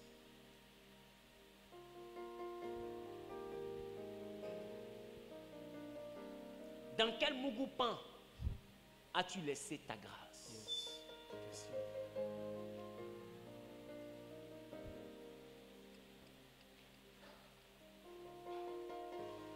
Un homme est en train de dire, oh, ça c'est les femmes, on est en train de parler. Est-ce que tu sais que l'homme se déverse aussi par la semence? C'est pourquoi les hauts mystiques aiment les orgies et les hauts mystiques aiment les prostituées.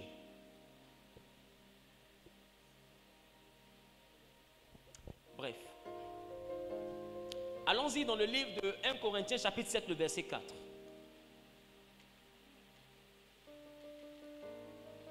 1 Corinthiens chapitre 7, verset 4. La femme n'a pas autorité sur son propre corps, mais c'est le mari, et pareillement, le mari n'a pas autorité sur son propre corps, mais c'est la femme. Reprends s'il te plaît. La femme n'a pas autorité sur son propre corps, mais c'est le mari. Oui. Et pareillement, oui. Le mari n'a pas autorité sur son propre corps, oui. mais c'est la femme. Reprends pour la dernière fois.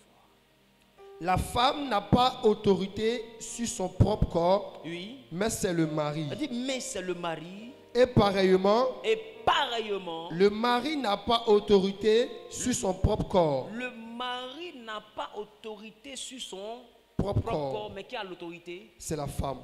C'est la femme. Ça veut dire que quand quelqu'un est ta femme ou quelqu'un est ton mari, le rapport sexuel vient de lui signer une procuration d'action chez toi. Quand vous vous attachez, tu n'as plus autorité sur ce qui t'appartient. C'est lui à qui tu t'es attaché qui a autorité sur ce qui t'appartient. Est-ce que quelqu'un comprend? Qui comprend la gravité de ce qu'on vient de dire? On dit les maris s'attachent, ils forment une seule chair par le rapport sexuel. Mais une fois que le rapport sexuel est établi, que le mariage est consommé, toi, tu n'as plus autorité sur toi. C'est celui qui est en face qui a autorité sur toi. C'est grave. Mais c'est une loi spirituelle. Ça veut dire que tu peux finir à Paris de faire un truc rapide et puis tu viens à Abidjan. Pour toi, c'était juste une aventure sans lendemain. Mais ce que tu ne sais pas, c'est que tu es connecté. Et ça donne le droit à un magicien quelque part qui a autorité sur l'âme désormais que tu transportes d'agir. Or, toi, tu ne sais pas qu'on peut agir sur l'âme. Donc, qu'est-ce que toi tu fais? Toi, tu subis lui son action. Or, normalement, tu as aussi une autorité que tu dois pouvoir appliquer. Mais comme toi, tu ne maîtrises pas ton côté, et que lui maîtrise son côté, qui abuse? Qui boit? Qui comprend ce que j'essaie de lui dire?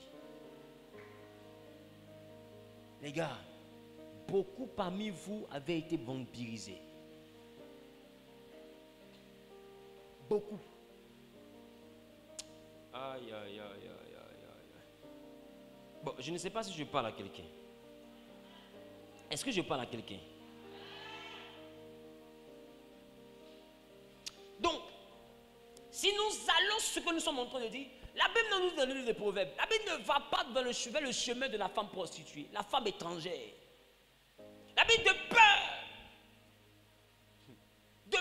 que même tes jours se raccourcissent, de peur que ton pain ne soit mangé dans la maison d'un homme cruel. Mais attends, dis-moi, comment c'est possible? Comment on fait pour aller avec une personne et ton pain est mangé ailleurs? Dis-moi, comment c'est possible? Regarde ton voisin, mais comment c'est possible? Comment c'est possible? Ça veut dire que le rapport sexuel donne accès aux produits de ton travail. Regarde comment c'est grave. C'est-à-dire que tu peux être en train de transpirer ici et quelqu'un mange le pain ailleurs. Pose la main sur la poitrine, dis avec moi, je refuse ça. Et l'élève avec commence à parler à Dieu.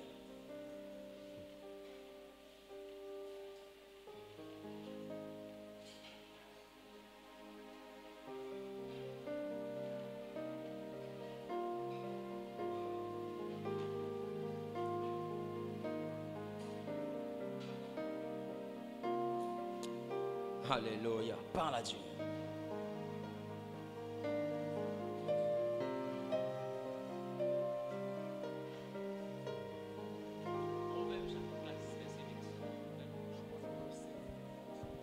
Vas-y.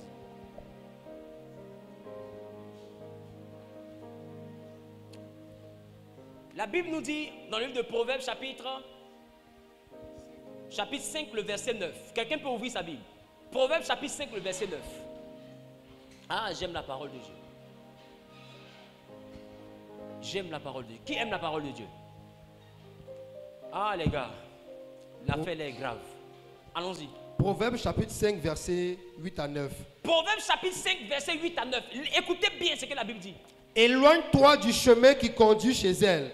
Éloigne-toi du chemin qui conduit chez elle. Et ne t'approche pas de la porte de sa maison. Ne t'approche pas de la porte de sa maison. De peur. On parle de la femme étrangère. C'est-à-dire la femme que tu côtoies comme ça là. Il dit éloigne-toi de son chemin.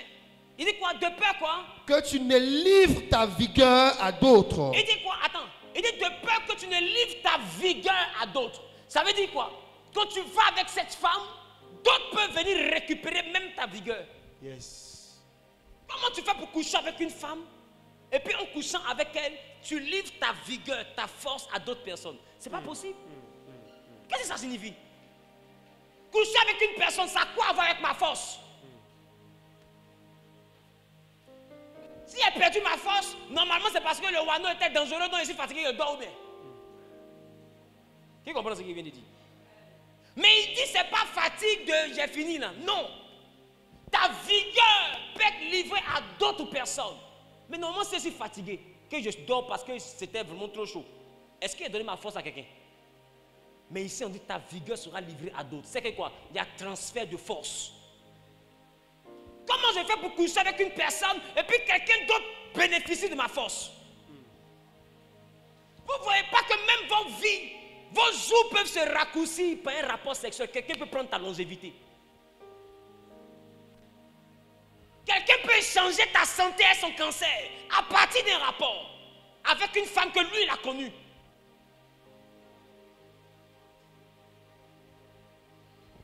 Il y a des gens, vous voyez, ils sont très malades. Oh, mystique. On dit il va mourir. Un coup, quand il se rajeunit, il se change. Mais il se change par quoi? Des fois par les personnes avec qui il a eu une seule chair. Parce que ton âme et son âme sont pareils, sont liés. Donc, et puis lui, il a l'autorité sur ton âme. Donc, il peut introduire ton âme dans quelque chose. Et, gardez-moi mon verset, s'il vous plaît. Proverbe. Il dit de peur que tu ne livres ta vigueur à d'autres. Là même là, ça me plaît. Regardez la suite. Et tes années à un homme cruel. Mais comment est-ce que tu sors avec une personne et puis tu livres tes années à un homme cruel. Les années, ça veut dire quoi? Les années, là, ça veut dire quoi? Ma longévité. Bon, comment je vais avec une personne et puis je livre ma longévité à un homme cruel? On dit un homme cruel. C'est-à-dire, il y a des hommes qui savent ce qu'ils font. Il y a des hommes qui savent ce qu'ils font. Quand il te donne maison, il te donne magasin, il te donne tout. En réalité, ce n'est pas un service qu'il te rend. Il sait ce qu'il fait. Il est cruel. Il sait que ce qu'il te donne, c'est 5 millions, c'est 10 millions. Mais après ça, là, tu seras misérable. Il le sait. Si ce n'est pas parce que tu es cruel, est-ce que tu peux faire ça? Et il sait qu'il est en train de te vider. Et c'est ton étoile qui est en train de devenir ces grands immeubles que lui construit. Il sait que dans quelques années, tu ne vas plus rien devenir. Tu seras comme une mendiante. Il sait. Mais il continue à te donner 5 millions, voyage, Range Rover. Tu dis, oh, il m'aime. On dit, c'est un homme cruel. C'est ça la cruauté. Regarder quelqu'un droit dans les yeux, qu'on lui fait du mal et puis sourire. C'est être cruel. C'est être sadique. Il y a des gens comme ça. Ils savent ce qu'ils vous font. Et toi, tu te prends pour Donna Benja. Tu te prends pour Sergio. Sans t'a posé question, tu es trop beau, tu as pectoraux. Ta misère va te choquer dans quelques années. L'homme marche avec ce qui doit le faire réussir. Il dit, de peur que des étrangers ne se rassasient de ton bien et du produit de ton travail. Attends, là, laisse-y fâcher.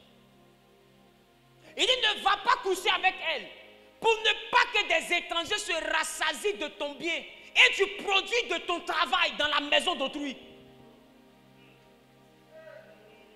Comment est-ce que tu peux sortir avec quelqu'un et puis à cause de la connexion, quand toi tu travailles, c'est quelqu'un d'autre qui a le résultat? On dit, toi tu travailles, mais elle se rassasie du fruit de ton travail. Est-ce que c'est pas ce qui est en train de t'arriver quand tu dis je fais des efforts mais je n'avance pas, ça ne produit pas? Est-ce que ce n'est pas quelqu'un qui est en train de se rassasier du produit de ton travail? Toi tu es en train de transpirer, mais est-ce que quelqu'un ne prend pas ta transpiration pour faire des voyages partout dans le monde?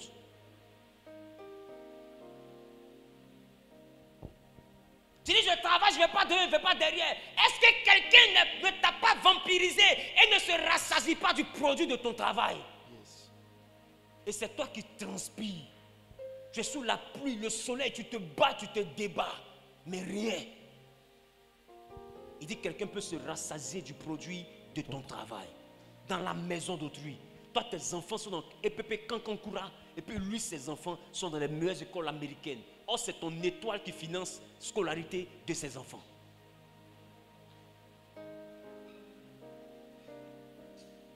Et il te met dans 2 chambres salon perché sur immeuble, on dirait singe en captivité. Et si on te pose question, tu as réussi. Chez moi là-bas, toi est climatisé. Hein? J'ai ma petite voiture, je ne suis plus comme avant.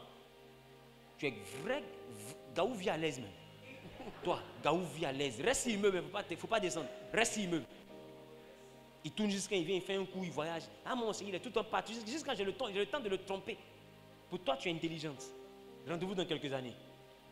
Quelqu'un peut se rassasier de ton étoile. Et toi, tu plaisantes avec. La mystique de la sexualité, c'est grave. Poursuis. De peur que tu ne gémisses près de ta faim, quand ta chair et ton corps se consumeront. Hein? Regarde ça, c'est grave. Au moment où ils pensaient qu'ils allaient annoncer une bonne nouvelle. On dit maintenant tu vas gémir près de ta faim.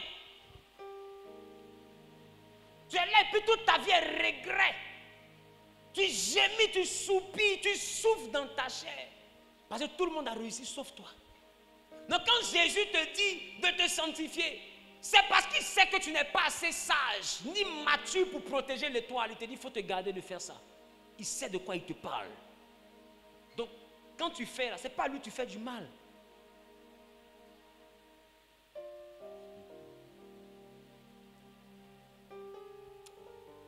Est-ce que quelqu'un est découragé? Si tu es découragé, lève la main. Félicitations. Vive le découragement. Parce que j'ai envie de te dire une chose. L'évangile n'est pas une mauvaise nouvelle. Même si l'évangile commence par une mauvaise nouvelle. La preuve, l'évangile a commencé par Jésus est mort. C'est la mort de Jésus. Est-ce que mort là, c'est bonne nouvelle? Mais on dit le 3e jour, il est sorti du tombeau. Donc ça commence par une mauvaise nouvelle. Voilà pourquoi il dit l'Esprit du Seigneur est sur moi car il m'a oint pour annoncer la bonne nouvelle aux malheureux. C'est parce qu'ils sont malheureux, il y a quelque chose qui les met dans un malheur que l'évangile arrive. Là, ce que je suis en train de t'expliquer, c'est le malheur que tu vis. Mais si nous faisons ce programme, est-ce que tu penses qu'on fait ce programme pour t'expliquer qu'il y a un malheur? Sinon, ça sert à quoi qu'on vienne ici?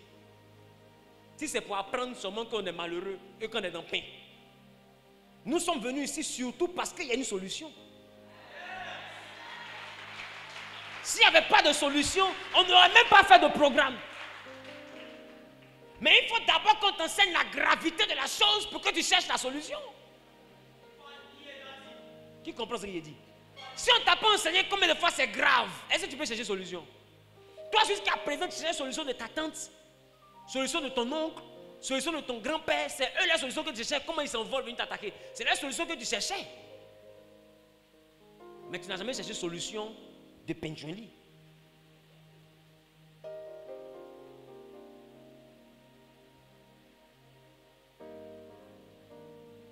Je ne suis qu'à mon introduction. Je ne suis qu'à mon introduction.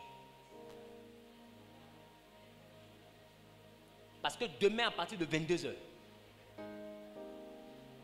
âme sensible, s'abstenir. Je vais rentrer maintenant dans le message de la mystique de la sexualité. Par les menstrues. Qu'est-ce qui peut se passer pendant la jouissance? Je vais te dire des choses graves. Aujourd'hui, là, tu n'es même pas encore prêt. Je suis en train de t'apprêter, par demain. Bébé, j'arrive, bébé, j'arrive, bébé, j'arrive. Tu vas arrêter ça. Bébé, continue. Oh, Mao! Tu vas arrêter ça. Demain, tu vas arrêter.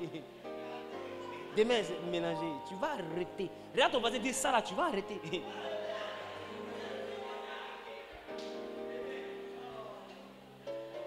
La Bible dit, il n'est pas permis à un homme de répudier sa femme sauf en cas d'infidélité. C'est pourquoi ceux qui disent que le divorce n'est pas de Dieu condamnent l'humanité. Parce que si le mariage n'est pas à la mairie, qu'à chaque fois qu'un homme sort avec une femme, c'est un mariage. S'il n'a pas la capacité de divorcer, il reste uni à plusieurs femmes pour la vie.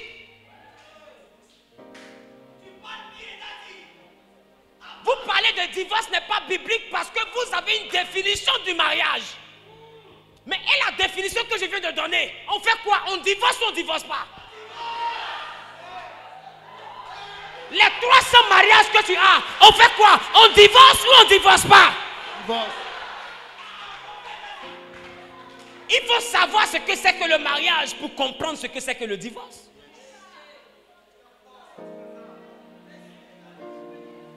Vous parlez de choses que vous ne savez pas. Il n'y a rien de plus grave qu'un ignorant qui pense qu'il sait. Les esprits viennent marier les gens la nuit. C'est pas mariage. Mari de nuit, c'est pas mariage. On divorce ou on ne divorce pas. Des mamans marient les fils. Papa marie sa fille en sorcellerie. On divorce alors ou on ne divorce pas. Cette alliance, on casse ou on ne casse pas. Il y a trop de mariages irréguliers. C'est pas par la Bible dit que personne ne sait pas ce que Dieu a uni. Ce que Dieu a uni. Ce que Dieu a uni. Donc il y a d'autres qui sont unis, mais ce n'est pas Dieu qui a uni. Yes. Un mariage que Dieu n'a pas uni, on doit casser. Yes.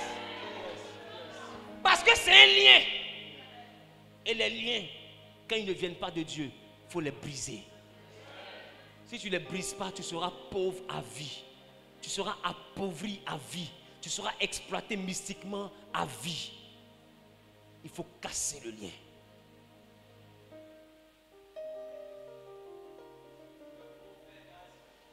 Rendez-vous demain soir. Allez dormir ça.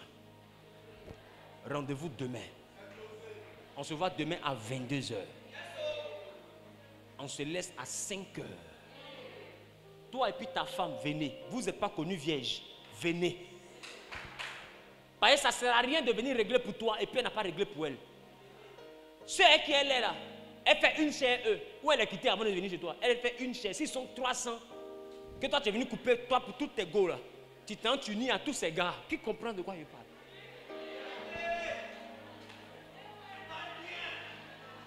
Je vais aller même plus loin. Est-ce que vous savez que l'homosexualité tire sa source de l'infidélité?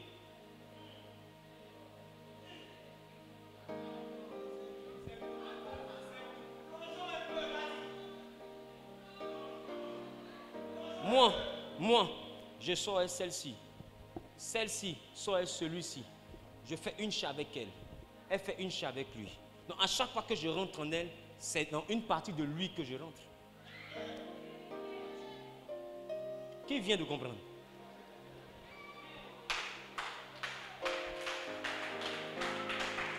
Et si dans l'invisible, je commence à rentrer en lui, dans l'invisible, tout ce qui est invisible finit par devenir visible. Donc physiquement, c'est normal que des hommes soient attirés par d'autres hommes. Parce que par l'entremise des femmes, ces hommes sont déjà connectés spirituellement.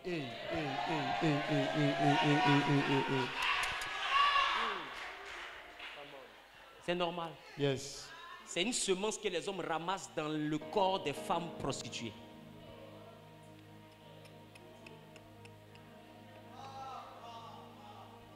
Rendez-vous demain. Il y a trop à dire, les gars. Il y a trop à dire. Qui comprend? Rendez-vous demain à partir de 22h. Viens avec ta bouteille d'huile d'olive. Toi-même achète ta bouteille. Nous, on ne vend pas huile ici. Donc, prends une bouteille neuve et puis viens. Si tu as un fiancé, tu as une fiancée, tu as ta femme, tu as ton mari, va le chercher. Tu dis, ce n'est pas ton église. Le pasteur mince là, lui-même, il ne te veut pas comme fidèle. Mais viens, il va nous aider la nuit là. On va repartir chez nous. Qui me comprend? Et puis on va travailler. Et quand on va finir, je vais donner les directives. Et chacun va les appliquer. Quand on finit ça là, si tu veux retourner dans ton église, si tu n'as pas d'église que tu es resté ici, tu restes ici. Mais tu es libre. Mais au moins, tu auras accompli le but pour lequel Jésus a permis que tu viennes. C'est pourquoi où je suis là. Ceux qui me connaissent savent. Chaque année, moi, je monte. Chaque année, je monte. Que ce soit financièrement, matériellement, chaque année. Il n'y a pas une année où je suis descendu. Chaque année, je monte. Pourquoi? Parce que je connais l'importance des choses spirituelles. Je sais comment restaurer l'étoile. Je sais comment travailler pour que ce que Dieu a mis en moi s'exprime. Et il y a des gens, ils sont là, non, c'est mystique, c'est mystique. Hey! Qu'est-ce qu'il y a? C'est mystérieux, c'est pas mystique. Donc viens, on va t'expliquer comment c'est possible. C'est possible. Une personne, normalement, après chaque épreuve, tu dois monter. Parce que l'épreuve, c'est un examen qui t'envoie en classe supérieure. Donc comment toi, toutes les épreuves te gardent au CP2? Tu n'as pas compris qu'il y a un problème? Quand tu as ton école, là, ça finit au CE2. Tu dois monter. Dieu t'éprouve, tu souffres. Après la souffrance, il n'y a pas de gloire. C'est que la gloire passe ailleurs. Parce que Dieu éprouve avant de bénir. Mais toi, il t'éprouve, tu ne vois pas la bénédiction. Tu ne vois pas que c'est toi qui prends le côté épreuve et puis quelqu'un mange le côté bénédiction. Toutes les souffrances que tu as traversées là, avaient pour but de te lever. Mais l'élévation est passée où? Tu as juste gardé les souvenirs de la souffrance et les marques de la souffrance. Mais où est passée la bénédiction d'après souffrance? Il dit la bénédiction de Dieu, c'est elle qui enrichit. Elle n'est suivie d'aucun chagrin parce qu'elle est précédée de chagrin. Tu as vécu le chagrin qui précédait. Pourquoi tu ne vois pas la bénédiction qui doit suivre? C'est que la bénédiction passe ailleurs. Donc vous qui avez des esprits de nuit, ne vous réjouissez pas. Parce que les démons n'ont pas de libido. Les démons ne connaissent pas la jouissance. S'ils ne connaissent pas la jouissance, pourquoi ils tiennent à coucher avec vous? Parce que les démons savent que pour voler quelqu'un, il faut coucher avec la personne.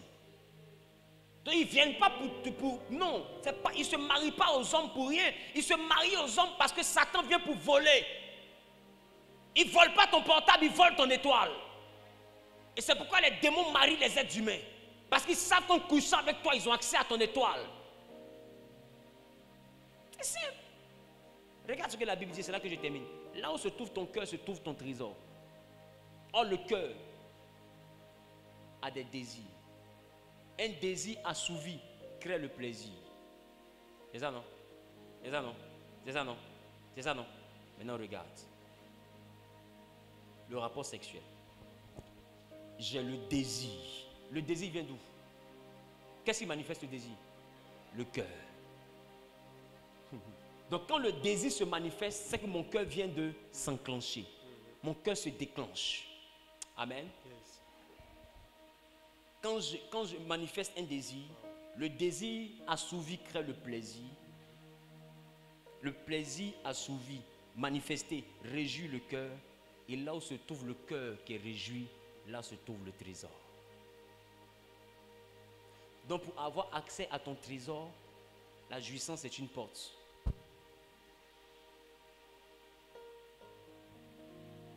C'est pourquoi toi qui es assis seul, et puis tu te masturbes jusqu'à atteindre l'extase, tu ouvres ton trésor, mais à qui?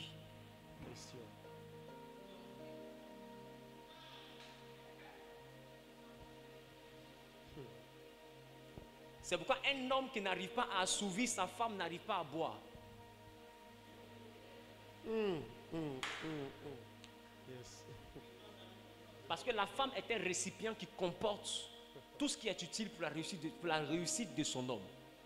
J'ai dit celui qui trouve une femme trouve le bonheur parce que la femme transporte bonheur. Bonheur se trouve dans le cœur parce que là où se trouve cœur se trouve trésor. Or pour que le cœur s'ouvre, il faut que le désir de cœur soit assouvi pour que le cœur soit touché. Yes. Et quand le cœur est touché, le trésor est ouvert. Donc un homme qui est incompétent là-bas ne peut pas recevoir dans sa femme ce qui doit le faire réussir. Hey. C'est grave, c'est grave.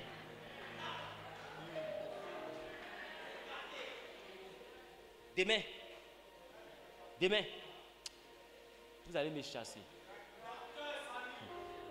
Demain.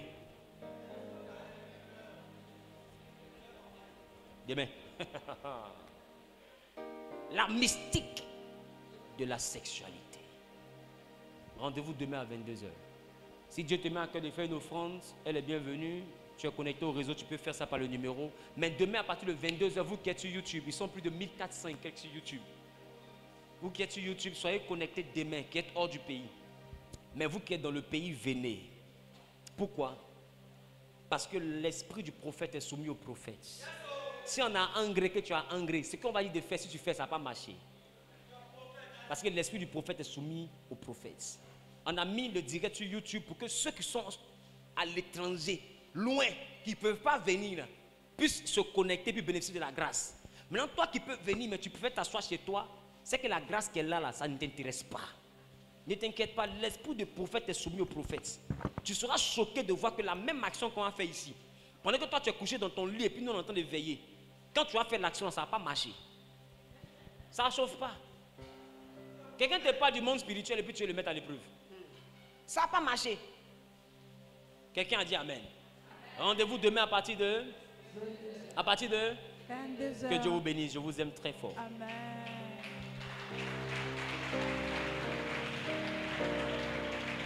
Prenez ce numéro de téléphone. C'est à partir de ce numéro qu'on aura les directives. Prenez le numéro de téléphone 01 01 01 98 48. Plus 225 01 01 01 98 48. C'est un WhatsApp. Prenez le numéro plus 225 01 01 01 98 48. Enregistrez déjà le numéro parce que demain, quand on va donner les directives, ceux qui auront besoin de plus d'explications vont devoir écrire à ce numéro. Amen. Amen. Amen. Voilà. Et puis vous pouvez même envoyer à ce numéro-là les domaines dans lesquels vous voulez voir Dieu se manifester. Amen. Et puis, on va commencer à vous porter en prière. C'est bon? Que Dieu vous bénisse. À tout à l'heure. Je vous aime très fort.